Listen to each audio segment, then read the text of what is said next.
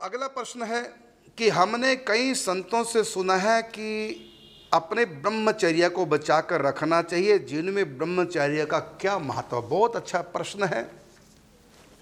यदि ब्रह्मचर्य को पूर्ण रूप से बचा के रखना चाहिए तब तो सारे गृहस्थों का बुरा हाल हो जाएगा, किसी को भगवत प्राप्ति होगी नहीं। इन गृहस्थियों के बच्चे भी हो रहे हैं, पत्नी से प्रेम भी करते हैं और इनको भगवान भी मिल रहे हैं। भक्तमाल कथा उठा के देखो, कुम्भमंदास जी के 7 संतानें हुई, इसका मतलब ब्रह्मचारी जी नहीं थे और उनकी गोद में ठाकुर जी खेल रहे हैं। गोस्वामी विठनाथ जी महाराज, उनके 7 पुत्र हुए और उनके गोद में ठाकुर जी खेल रहे हैं। भाई श्री हनुमान प्रसाद पोद्दार जी की एक बेटी सावित्री बाई, और वो भगवान से बातें कर रहे हैं। कितने गृहस्थों को भगवान मिले। भक्तमाल में देखो, ये जितने गृहस्थी थे क्या ये ब्रह्मचारी थे क्या इनके संतानें नहीं हुई? अच्छा, जितने संत पैदा हुए हैं सृष्टि में अब तक, वो किसी ब्रह्मचारी के यहाँ पैदा हुए क्या? ये महापुरुष किससे पैदा हुए? माँ बाप ने ब्रह्मचर्य खंडन किया तभी तो पैदा हुए हैं। यदि माँ बाप ब्रह्मचर्य का पालन करते तो क्या संत दुनिया में आते? एक नारी सदा ब्रह्मचारी, एक नारी सदा ब्रह्मचारी।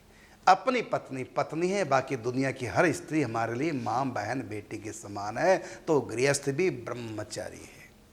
हाँ, इतना मैं कहना चाहूँगा, जितना अधिक ब्रह्मचर्य का पालन करोगे उतना ही मन भी मजबूत बनेगा, तन भी मजबूत बनेगा, स्मरण शक्ति भी, ओज भी, तेजस्विता भी, ओजस्विता भी बढ़ेगी। इसमें कोई दो राय नहीं, हमारे शरीर का आधार है। लेकिन केवल ब्रह्मचर्य के बल पर हम भगवान को प्राप्त करें, ये कोई नियम नहीं है। ये उपयोग तो है लेकिन योग नहीं है। अब देखिए, कुत्ता 1 साल में 1 बार ब्रह्मचर्य खंडन करता है। अब बताओ, मनुष्य ज़्यादा बड़ा ब्रह्मचारी के कुत्ता। कार्तिक महीने में भोग भोगता है कुत्ता, क्या उसको भगवान मिल जाएंगे? मुख्य बात है, ब्रह्मचर्य व्रत की तब भगवान से मिलाने का काम करेगा। कब? जब ऊर्ध्वरेता कोई हो तो। ब्रह्मचर्य में ऊर्ध्वरेता में अंतर है।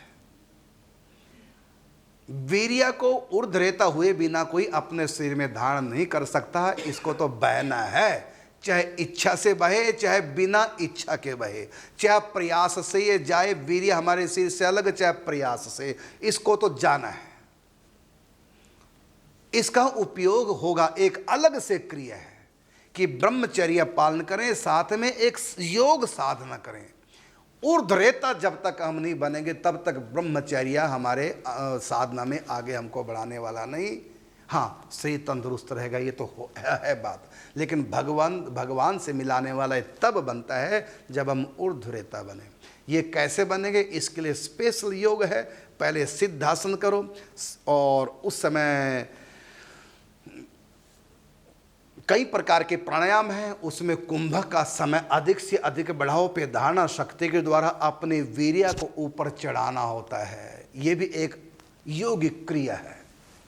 पहले योग सिद्ध करना पड़ेगा, उसके बाद वो जो अंश है वीर्य है वो ओज बन करके हमारे सुषुम्ना नाड़ी को सबल बनाएगा। लेकिन कब होगा? जब हम उस वीर्य का संरक्षण तो कर रहे हैं लेकिन यदि ऊर्ध्वरेता नहीं है तो उसका कोई लाभ नहीं। जैसे हमने संपत्ति तो इकट्ठी कर ली, बैंक में डाली, लेकिन उसका प्रयोग नहीं कर रहे हैं, तो बताओ फिर संपत्ति का लाभ क्या हुआ? ऐसे हमने ब्रह्मचर्य पालन तो किया है, मैंने वीर्य का संरक्षण तो शरीर में कर लिया है, लेकिन उसका प्रयोग नहीं किया। ब्रह्मचर्य का प्रयोग अर्थात ऊर्ध्वरेता एक ऐसी योगिक क्रिया है। वो योग क्रिया संतों से सीखनी चाहिए, उसका हम उपयोग करें। उसके बाद भी वीर्य हमारे शरीर में उतना ही रुक पाएगा जितना इसकी वो है, नहीं तो सारा पसीने में भी बह जाएगा। तो ये ऊर्ध्वरेता ब्रह्मचर्य प्रथम इसका स्टेज है। उसके बाद ऊर्ध्वरेता जब तक हम नहीं बने।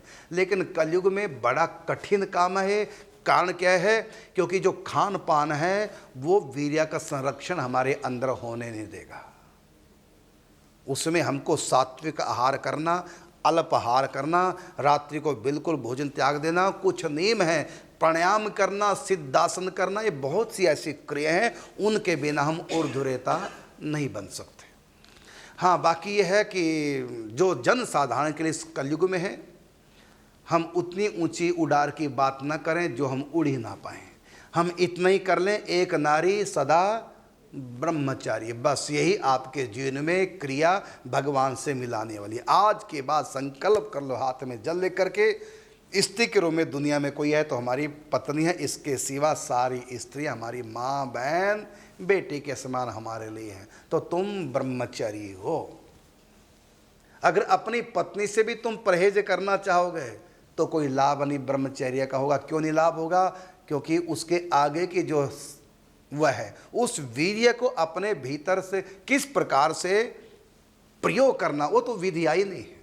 अर्थात हमने पैसा कमा करके तिजोरी में डाल दिया या धरती में गाड़ दिया पैसा कमा करके, लेकिन उपयोग नहीं किया, कंजूसी उपयोग नहीं किया। अब बताओ उस पैसे का कमाने का क्या लाभ? अभी इकट्ठा भी कर ले, लाभ हुआ क्या जब उससे कुछ सुख ही नहीं ले रहे हैं। तो हमने ब्रह्मचर्य पालन करके एक सीमा, वो एक सीमा, उससे ज़्यादा नहीं, उसमें हमने कुछ कर भी लिया, लेकिन यदि ऊर्ध्वरेता नहीं बने तो आध्यात्मिक तरक्की नहीं होगी। हाँ, शरीर की तंदुरुस्ती तो जरूर हो जाएगी। इसलिए हमको ब्रह्मचर्य के साथ साथ और भी कुछ योगिक क्रियाएं सीख करके उसका इस्तेमाल भी करना भगवान के भक्ति के लिए, मन को सूक्ष्मतर करने के लिए, और नहीं तो कोई लाभ नहीं।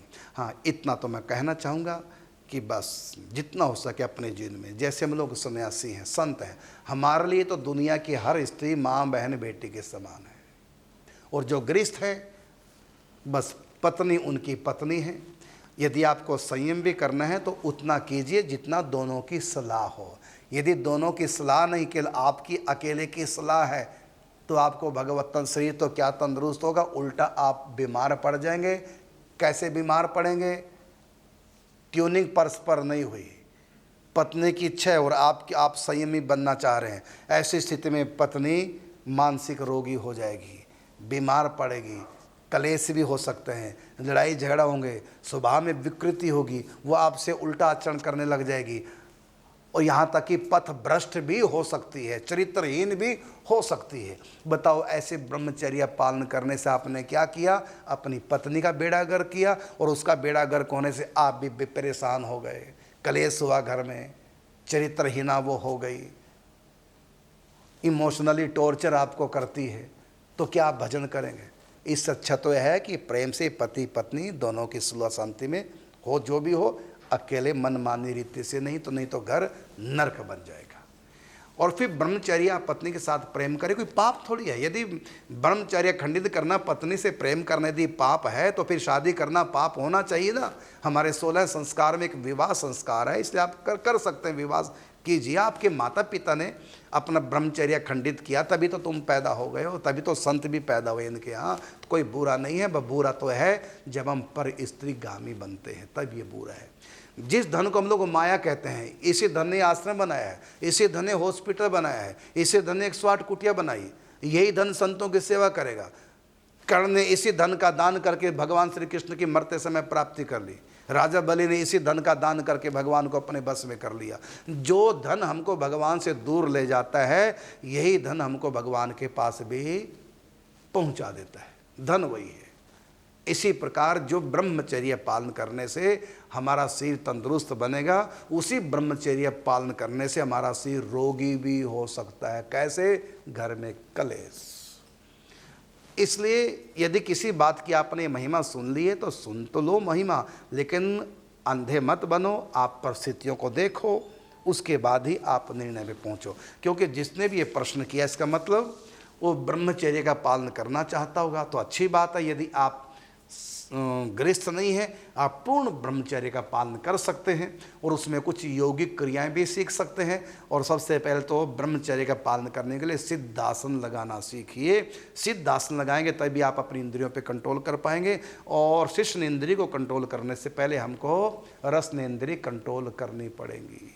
कहा कि घास फूस जे खात हैं, घास पात जे खात हैं, तीन ही सतावे काम, और हलवा पूरी जो खाते हैं तीन की जाने राम। तो बड़ा पवित्र आहार, रात्रि को भोजन नहीं करना चाहिए, जो ब्रह्मचर्य का पालन करना चाहिए। और उसको किस आसन पर बैठ के भक्ति करनी है? सिद्धासन पर। संतों से सिद्धासन सीख लीजिए।